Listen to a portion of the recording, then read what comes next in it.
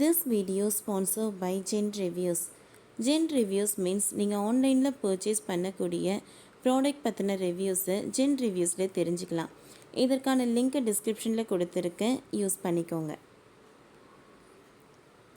யார் அந்த ரேவதி? சென்னை தீநகர் பிரபல நகை கடையில் வேலைக்கு சேர்ந்து 10 நாட்களிலே ஆடிப்போன ஓனர். சென்னை தியாகராய நகரில் உள்ள டாக்டர் நாயர் சாலையில் இயங்கி வரும் பிரபல நகைக்கடையில் வேலைக்கு சேர்ந்து வரும் 10 நாட்களில் சுமார் 12 லட்சம் ரூபாய் மதிப்புள்ள நகைகளை திருடிய பெண் ஊழியரை போலீசார் தேடி வருகின்றனர். தீபாவளி பண்டிகையை ஒட்டி கடையில் விற்பனை அதிகமாக இருக்கும் என்பதால் வேலைக்கு சேர்க்கப்பட்டுள்ளனர் அந்த பெண் நகைகளை திருடிவிட்டு அதற்கு பதில் கவரிங் நகைகளை வைத்து ஏமாற்றி உள்ளனர். தங்கம் விலை என்பது 2006ஆம் ஆண்டு வாக்கில் ஒரு பவுன் வெறும் 6500 என்கின்ற அளவில் தான் இருந்தது. அதன் பின்னர் 2012ஆம் ஆண்டில் 10,000 என்கின்ற அளவிற்கு உயர்ந்தது. 2016ஆம் ஆண்டில் 20,000 என்கின்ற அளவிற்கு உயர்ந்தது. 2020ஆம் ஆண்டில் 35,000 என்கின்ற அளவுக்கு உயர்ந்தது. இந்த ஆண்டு தொடக்கத்தில் 50,000 என்கின்ற நிலையையும் இப்பொழுது 58,000 என்கின்ற அளவிற்கு உயர்ந்துவிட்டது.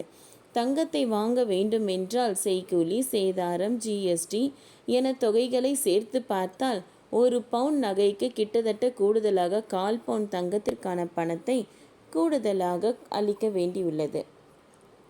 அதாவது ஒரு பவுன் தங்கம் 28,000 ரூபாய் என்றால் கிட்டத்தட்ட 65,000 முதல் 68,000 ரூபாய் என்கின்ற அளவில் இருக்கிறது.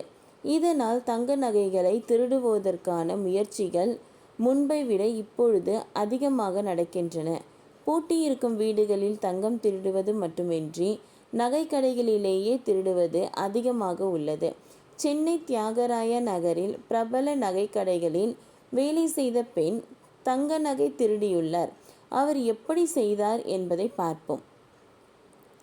சென்னை தியாகராய நகரில் உள்ள டாக்டர் நாயர் சாலையில் பிரபல நகைக்கடை இயங்கி வருகின்றது.